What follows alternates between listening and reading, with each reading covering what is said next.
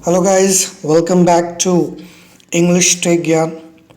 दोस्तों, जैसा कि आप सबको पता चल चुका होगा कि एसएससी ने इम्पोर्टेंट नोटिस जारी किया है regarding the examination dates of MTS, sub inspector, CGL, CHSL and selecting post examination Ladakh के लिए। तो इसी के संबंध में मैं आपको एक छोटी सी जानकारी दे रहा हूँ इस वीडियो के ज़रिए। तो आप इसे ध्यान से देख लेंगे ताकि आपको कोई कन्फ्यूज़न ना रहे, और अंत में मैं आपको कुछ स्ट्रैटेजी भी बताऊंगा सो दैट कि आप उससे थोड़ा सा फ़ायदा उठा सकें और कम समय में अपनी तैयारी भी कर सकें। तो आइए वीडियो को शुरू करते हैं। सबसे पहले एमटीएस का जो एग्ज़ाम है, यहाँ देखिए आप एमटीएस नॉन टेक्निकल स्टाफ जो 2022 का एग्ज़ाम है वो आपका 2 मई से स्टार्ट हो जाएगा और 19 मई तक चलेगा। ये एक फेज़ का एग्ज़ाम हुआ, ठीक है। और दूसरा, इसी एग्ज़ाम को फिर से कंडक्ट किया जाएगा 13 जून से 20 जून तक। अब आप यहाँ देख रहे हैं कि एग्ज़ाम 2 फेज़ में हो रहे हैं। इसका क्या कारण हो सकता है? कारण कई हो सकते हैं। हो सकता है कि कोई और एग्ज़ाम हो जो इस बीच में आ जा रहा हो, टकराने की संभावना हो, तो इस वजह से गैप लिया गया होगा, या प्रिपरेशन कुछ करनी होगी। तो देयर में भी मेनी रीजंस, हमें बस उससे कोई फ़र्क नहीं पड़ेगा। जिनका बाद में होगा उनके लिए अच्छा है कि वो अपने प्रिपरेशन में थोड़ा और वक्त पाएंगे, और जिनका जल्दी होगा उनके लिए तो जल्दी है ही।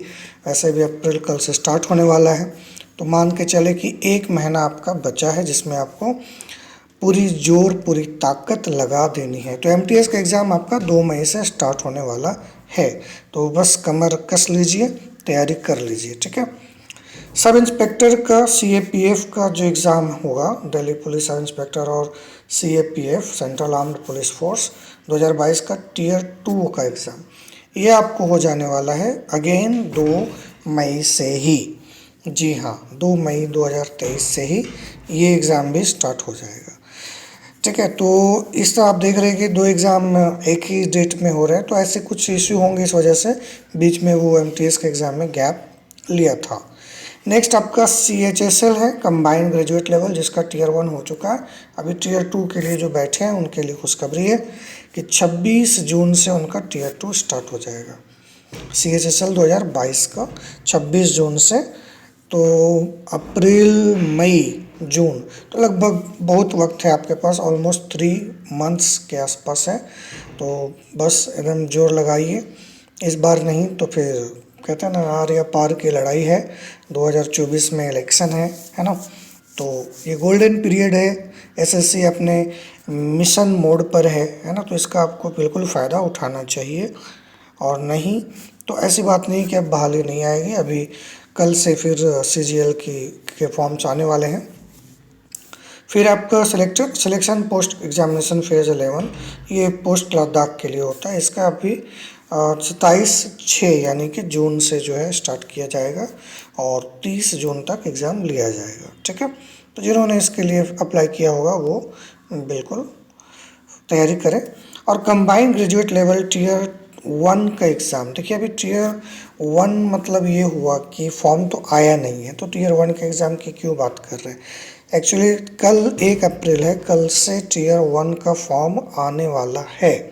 या तो कल ही आ जाना है नोटिफिकेशन, या फिर 1 सप्ताह के अंदर आ जाएगा, ये कंफर्म है। तो कल आप शाम तक वेबसाइट चेक कर लीजिएगा, जो एसएससी की वेबसाइट है www.sscnic.in, है ना। तो ये टीयर 1 का फॉर्म आने के बाद आपका जो है, मतलब सीजीएल का नोटिफिकेशन आने के बाद 14 जून जुलाई से जो है आपका एग्ज़ाम स्टार्ट हो जाएगा 27 जुलाई तक। तो 2023 में एसएससी एकदम मिशन मोड पर है फ्रेंड्स। अगर आपको नौकरी चाहिए, if you are serious about it, then you must move heaven and earth, एकदम जोर शोर लगा देना है। और नहीं तो फिर 24 में एग्ज़ाम्स तो मुश्किल ही लग रहे हैं, अगर हो पाए तो कुछ एग्ज़ाम्स होंगे ही। और सिलेक्शन प्रोसेस कितना फास्ट होगा नहीं होगा ये कहना मुश्किल है due to Lok Sabha exams, but इस बार आपको अच्छे से तैयारी करनी है। और डिफरेंट प्लेटफॉर्म्स पे जो एग्ज़ाम्स कंडक्ट होंगे उसका आपको फ़ायदा उठाना है। पोस्ट अच्छे खासे आएंगे जैसे कि आते हैं, है ना। अभी भी आपने जो फॉर्म भरे हैं अच्छे खासे पोस्ट होते हैं। तो अब मैं जो स्ट्रैटेजी की बात कर रहा था, फॉर देखो डिफरेंट एग्ज़ाम्स के लिए डिफरेंट स्ट्रैटेजी होती है। ऐसा कुछ नहीं कि आप हर एग्ज़ाम में एक ही स्ट्रैटेजी फॉलो करें, ठीक है। क्योंकि मैं अंग्रेज़ी पढ़ाता हूँ तो मैं अंग्रेज़ी से रिलेटेड बात करूँगा। एमटीएस में इंग्लिश आपका है, Delhi police, CAPF, sub inspector, उसके बाद आपका सीएचएसएल और लद्दाख और कंबाइन, तो जिनमें भी इंग्लिश है आपका सीएचएसएल में है ना। तो जिनमें भी इंग्लिश का एग्ज़ाम है, एक पेपर है, मैं उसके बारे में कहने वाला हूँ कि आपका जो मेन फोकस होगा वो होगा वोकैबलरी पर, तो आपके लिए अच्छा होगा अगर आप वोकैब पर ज़्यादा फोकस करें। वजह क्या है? वजह ये है कि वोकैबलरी रिपीट होते हैं, है ना। और जिस तरीके से एग्ज़ाम एकदम धड़ल्ले से हो रहे हैं, मुझे नहीं लगता कि बहुत न्यू क्वेश्चन आने वाला है।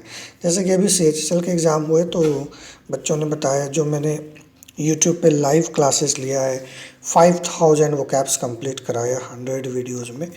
तो कुछ बच्चों ने बताया जिन्होंने क्लासेस किए कि सर आपने जो पढ़ाया है वही लगभग वही सारे वर्ड्स आए हैं, और ईडियम वगैरह भी आपने जो कराया है, वन वर्ड कराया है, वो सारे आए हैं। तो मुझे ये अंदाज़ा हुआ कि रिपीट होगा, होता है ना। तो आप अगर वोकैबलरी पर फोकस करें, कम से कम 5 इयर्स वाले पुराने जो क्वेश्चंस हैं, 5 इयर्स क्वेश्चन, PYQ बोलते हैं ना इसको, ये आप ज़रूर कर लें। एक महीने में बहुत कुछ कर सकते हैं, ऐसा भी नहीं है, बहुत अच्छा समय है। 10-15 दिन का तो नहीं है ना, एक महीने का समय है। अगर आप एमटीएस की बात करें और सब इंस्पेक्टर में तो खैर वो भी सेम डेट है।